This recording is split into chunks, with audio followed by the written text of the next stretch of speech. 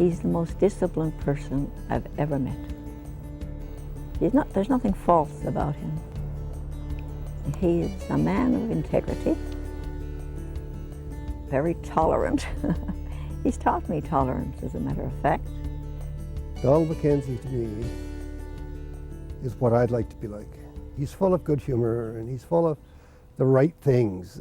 He's always got a good attitude. I've never seen him down about anything. When you talk with Don, he's just very quiet and unassuming, yet this is an individual who's accomplished so much and has been so successful in anything that he's undertaken.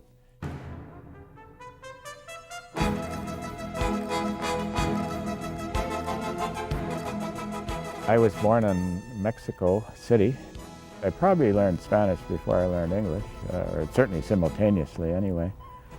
And school was, I went to sort of a one-man school who had a bunch of kids of all ages.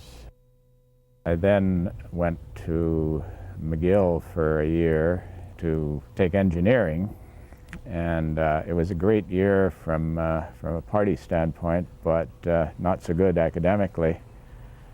And I was already in the Air Force Reserve, in the Reserve Officer Training Plan, so I decided to apply for pilot training. I didn't have a burning desire to do anything up until that point.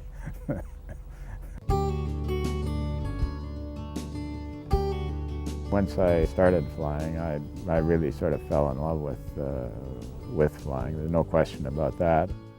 A lot of people think that the military is kind of, very rigid and highly disciplined and limited opportunities. I found just the opposite, that there was, within the structure of the military, there was all sorts of opportunities. But the Air Force really, I'm very grateful, because that's, I think, what turned me from a boy into a man.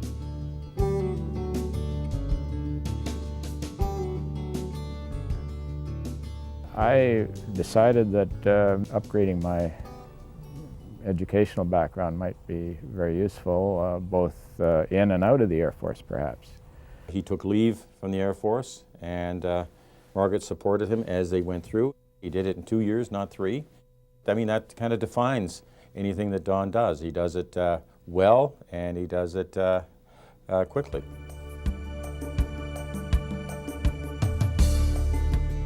As a deputy commander, it's the most senior military position that we have outside of Canada. So every time a missile is launched anywhere in the world, you have a crew, combat crew on the mountain, who will call you and say, we have a launch, and give you further information, and you have to say, are we under attack or are we not? And that can happen several hundred times a year. Yeah, you'd get, 3 o'clock in the morning, the phone would ring, and you'd have your conversation with the command post and say, okay, no, North America is not under attack, and they'd relay that back, and you go back to sleep, and but there was some stress, okay, but not bad. I think when I was elected as a director of Pan American Beverages was certainly a landmark. I think the training in the military, and certainly in the Air Force, helped prepare him for his success in business. I mean, the proof of the pudding is when you look at the success of the company and its transition to being publicly traded.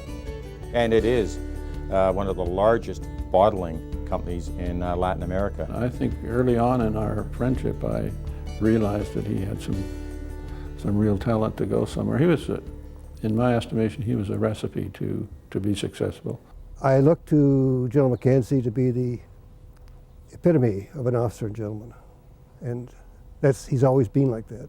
Even in retirement, I mean, you would never meet a finer man than General Mackenzie. He's a great friend. How do I feel about my past life? I wouldn't change any part of it. And of course, University of Alberta has played a very important part in that. The luckiest girl in the world. He's everything a man should be, if that's worth thinking about.